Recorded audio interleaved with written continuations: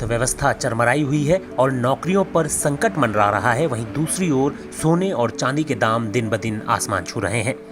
महामारी के बाद पहले से खस्ताहाल देश की अर्थव्यवस्था और बुरी स्थिति में पहुंच चुकी है। अंतर्राष्ट्रीय मुद्रा कोष ने इस साल में भारत की विकास दर को लेकर अनुमान लगाया है कि ये 4.5% रह सकती है। भारत ही नहीं, IMF ने दुनिया की अर्थव्यवस्था के लिए इस विकास दर का आकलन 4.9% किया है। इन सबके बीच एक खबर जरूर सबका ध्यान खींचती है, वो है सोने के दाम। सोने की कीमत भारत में जून महीने की शुरुआत में 46,000 प्रति 10 ग्राम के आसपास थी, जो अब 48,000 रुपए प्रति 10 ग्राम के भी पार पहुंच चुकी है। एक तरफ कोरोना वायरस की महामारी दुनिया में फैल रही है और व्यापार के अधिकतर क्षेत्रों में थोड़ी सुस्ती है, वैसे में सोना क्यों उछाल मार रहा है?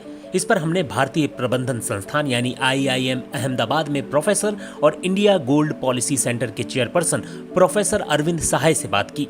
अरविंद सहाय बताते हैं कि निवेशक या लोग मुनाफे के पीछे भागते हैं और ये मुनाफा उन्हें स्टॉक मार्केट, फिक्स डिपॉजिट, विभिन्न प्रकार के बॉन्ड या सोने में पैसा लगाने से मिलता है।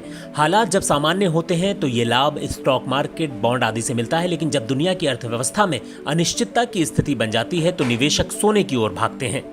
उनको लगता है कि सोने से उन्हें सुरक्षा मिलेगी और उसकी कीमत नहीं घटेगी। इसकी वजह से निवेशकों में सोने की मांग बढ़ गई है। ये मांग पिछले 1.5 साल से बढ़ रही है। नवंबर 2018 में सोने के दाम 30,000 रुपए प्रति 10 ग्राम के आसपास थे, लेकिन आज उसी सोने के दाम 50,000 तक पहुंचने जा रहे हैं। बीते 4 महीने पहले देखें तो इसका दाम 40 से 42,000 के आसपास था। ऐसा नहीं है कि ये अनिश्चितता केवल कोरोना वायरस की वजह से पैदा हुई है। इससे पहले चीन और अमेरिका के बीच चले ट्रेड वॉर ने भी इस अनिश्चितता को और बढ़ाया था और सोने के दाम बढ़े थे। कोरोना वायरस ने कैसे सोने पर असर डाला है, इस पर प्रोफेसर सहाय कहते हैं कि कोरोना महामारी के कारण लोगों की नौकरियां चली गई हैं, अर्थव्यवस्था की विकास दर और घट गई है। पहले विकास दर में 5% का अनुमान लगाया गया था, लेकिन अब इसमें 6% की गिरावट की बात की जा रही है। लोगों के पास खर्च करने के लिए पैसा नहीं है। दुकानें, रेस्टोरेंट, एयरलाइंस, रेलवे सब बंद हैं। जिनके पास नौकरियां नहीं है वो इस संकट में हैं कि उनका घर कैसे चलेगा। इन सब ने अनिश्चितता बढ़ाई है और ये कोरोना वायरस महामारी के कारण आई है। इस अनिश्चितता ने लोगों में डर पैदा किया है, जिसकी वजह से वो खर्च करने को तैयार नहीं है, लेकिन वो सुरक्षा चाहते हैं। ये सुरक्षा वो सोने में निवेश करके ढूंढ रहे हैं। इसकी वजह से निवेश की खपत बढ़ी है। लोगों के अलावा पूरी दुनिया के बड़े बड़े केंद्रीय बैंकों ने सोने की खरीद बढ़ा दी है। इनमें भारत का केंद्रीय reserve bank, European central bank, people's bank of China, federal reserve जैसे बैंक शामिल हैं। 5000 साल पहले भी सोने को मूल्यवान माना जाता था, क्योंकि ऐसा माना जाता है कि सोने की वैल्यू हमेशा बढ़ती है, घटती नहीं है। लेकिन इसकी वैल्यू घटती बढ़ती रहती है। IIM अहमदाबाद के इंडिया गोल्ड पॉलिसी सेंटर का अनुमान है कि आने वाले 5-6 महीनों में सोने के दाम और बढ़ेंगे, क्योंकि इस सेंटर ने साल 2018 में ही आकलन किया था कि आगे सोने के दाम और बढ़ेंगे। आखिर भारत में सोने की खपत कितनी है? डॉक्टर सहाय बताते हैं कि भारत में सोने की मांग 3 तरह से होती है। पहला गहनों के लिए, दूसरा निवेश के लिए और तीसरा केंद्रीय बैंक अपने पास रिजर्व रखने के लिए सोना खरीदते हैं।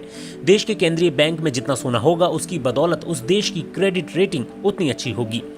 भारत में सोने के दाम बढ़ने की एक दूसरी वजह बैंकों का 2018-19 में 600 टन सोना खरीदना भी है, क्योंकि इससे मांग बढ़ी और सोने के दाम ऊपर गए।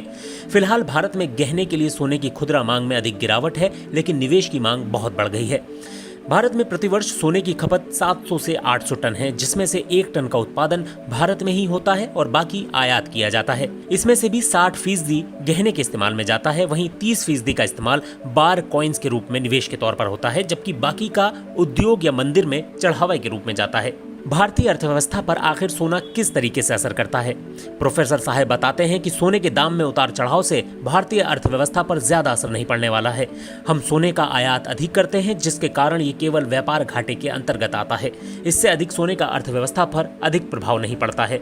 महामारी की वजह से हम जिस स्थिति में हैं, उससे सोने के कारण अर्थव्यवस्था पर अधिक असर नहीं होने वाला है, लेकिन सरकार अगर कुछ नीतियां बनाए तो उसकी वजह से सोने का इस्तेमाल हम अर्थव्यवस्था में कर सकते हैं। हमारे देश में तकरीबन 25,000 टन सोना लोगों के पास रखा हुआ है। इसमें से 10-12 टन हजार सोना अमीर लोगों के पास है। ये सोना बैंक के लॉकरों या घर की अलमारियों में पड़ा है। इस सोने का इस्तेमाल देश की अर्थव्यवस्था में नहीं हो पा रहा है। सरकार नीति बनाकर ये कर सकती है कि वो इस सोने को इस्तेमाल में ला सकती है और इससे पैसा अर्थव्यवस्था में पहुंचा सकती है, क्योंकि लॉकर या अलमारी में पड़ा सोना बिना इस्तेमाल हुए पैसे की तरह है। उदाहरण के तौर पर मान लीजिए आपके पास 1 किलो सोना है, जिसकी कीमत करीब 48 लाख होगी। उसको गिरवी रखने पर तकरीबन 80% तक रकम मिलेगी, जिसको लेकर किसी कारोबार में लगाया जा सकता है या कर्मचारियों की तनख्वाहें दी जा सकती हैं। यानी लॉकर में बिना इस्तेमाल हुआ सोना पैसे में बदल गया और वो लोगों के हाथों में पहुंचा, जिससे आर्थिक गतिविधि में इजाफा हुआ। ये बेकार पड़े सोने के इस्तेमाल का समय है, क्योंकि इससे आर्थिक गतिविधि में तेजी आएगी।